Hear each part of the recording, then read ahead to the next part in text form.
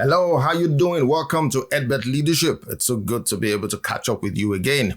Today, we are going to be diving into a really important question on leadership, which has again been brought to light as we reflect on the life and times of Charlie Kirk, who was tragically assassinated recently. Really sad. Now, most people think that leadership is about holding an office, managing a big company, or being in charge of an organization. But in reality, some of the most powerful and influential figures in our society don't have any of that. Their authority doesn't come from a title or a position someone gave them, but from the trust and respect they've earned. It comes from what we refer to as informal authority.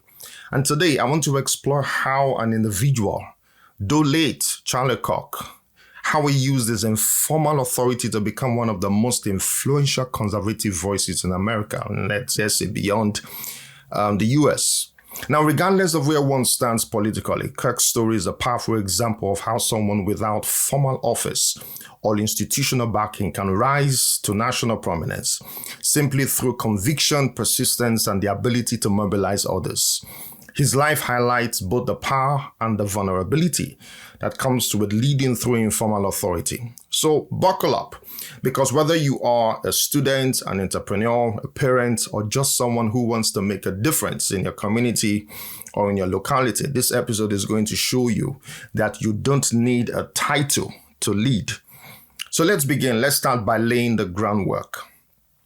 Formal authority is what we usually think of when we hear the word leader, who I like to refer to as authority figures. Individuals like the governor of a state, a senator, a CEO, a manager in our office, Mr. President, or a general in the army. They've got a title, an office, and the power that comes with it. But informal authority is something different. It's when people choose to follow you because they believe in what you are saying, or they see that you can represent their struggles, or they simply trust you. Now think about cultural icons everywhere, grassroots organizers. They don't always have an official role, but their voices carry weight. They move people. They shape conversations.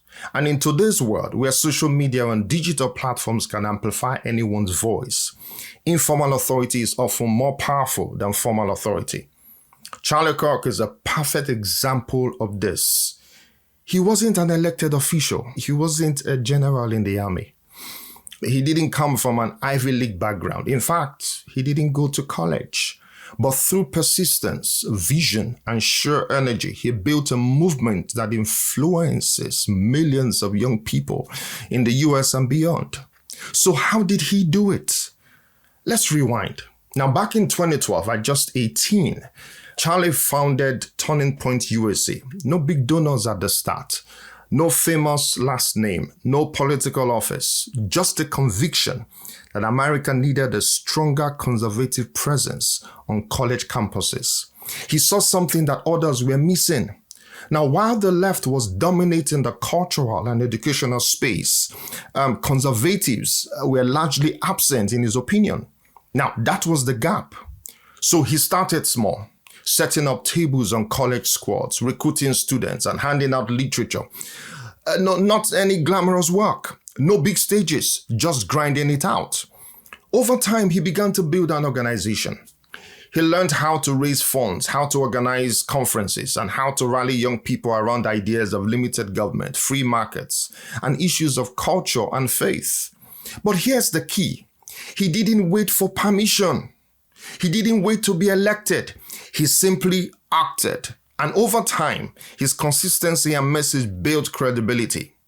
Through Turning Point, through his podcast, and many other endeavors, through his presence on campuses and online, he became a trusted voice. And that voice carried weight. Enough that even national politicians started paying attention to him. His work with his organization is even credited with mobilizing a generation of young conservatives in ways that helped pave the way for the re-election of Donald Trump in 2024. Now that's informal authority in action, starting from nothing but conviction, building influence step by step until you become impossible to ignore.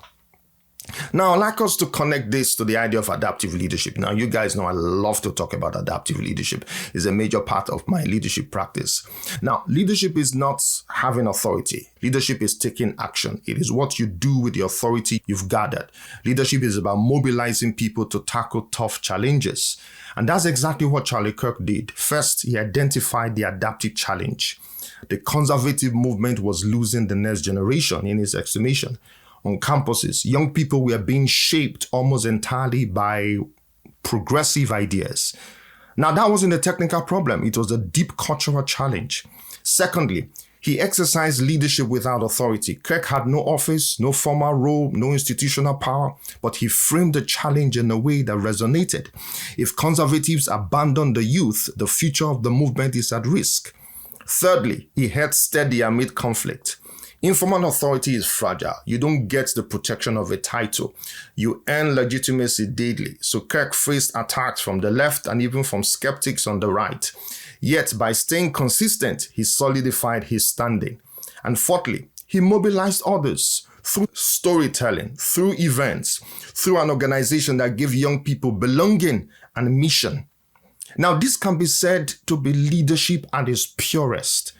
Not managing, not maintaining, but mobilizing people around real challenges. And Kirk's example shows that informal authority, when used well, can be more adaptive and more responsive than formal authority. So what can we take away from all this? Lesson 1. You don't need permission to lead. Leadership begins with when you decide to act. If you see a challenge in your community, in your organization, don't wait for someone to hand you a title. Start where you are. Lesson 2. Informal authority is earned, not given. Kirk built his credibility by showing up day after day. Informal authority grows slowly but becomes incredibly powerful when people realize you are consistent. Lesson 3. Mobilize communities. Mobilize in your organization. Leadership is not about being a lone hero. It's about creating networks, building organizations, and rallying people to a cause bigger than you. Lesson 4. Speak to real challenges. Formal leaders often avoid hard conversations because of political risk. Informal leaders can step in, name the problem, and rally people around solutions. And here's the kicker. This doesn't just apply to politics. Let's come down to where you are. Teachers, entrepreneurs, pastors, non-profit founders, community leaders, even parents in the community, everyone can exercise informal authority. Everyone can make a difference. Even the student leader. The point is, leadership isn't reserved for elites. It's available to anyone willing to step into the gap and trust and take responsibility. And these are my final thoughts. Charlie Kirk's story is a powerful reminder that you don't need a title to lead. It's sad that he was lost so early. Through Turning Point USA, through persistence and vision, he built an enormous informal authority that shaped not only the conservative movement, but also the broader conversation about how young people can engage with politics and culture. And yet, his death reminds us of something deeper. Leadership rooted in informal authority is fragile because it rests on people choosing to follow, and more importantly, choosing to step up themselves. It's never about one person. It's about many people authorizing themselves to lead in their own spheres of influence. Two good friends of mine, actually, Edbert and Julia Fabrice-McBride, they wrote a book, When Everyone Leads, the Toughest Challenges Get Seen and Solved. So timely. And they argue that everybody needs to get involved in exercising leadership. It's not for heroes. There are no heroes in leadership. When everyone leads, problems that once seemed impossible start to get traction. So here's the challenge for you. Where do you see a need in your word? Where do you see a problem that isn't being solved? And how can you step into that gap? Not with permission, not with formal authority, but with courage, creativity, and consistency. Because if Charlie Kirk's story proves anything, it's this. Leadership is not about position, it's about action. It's about the ability to spark leadership in others. And now more than ever, we need people in our community, every profession, and our families willing to authorize themselves to lead. Once again, thanks for tuning in. If you found this episode helpful, share with a friend, share with somebody who needs encouragement to step up and lead. And as always, I'll see you next time. Thank you.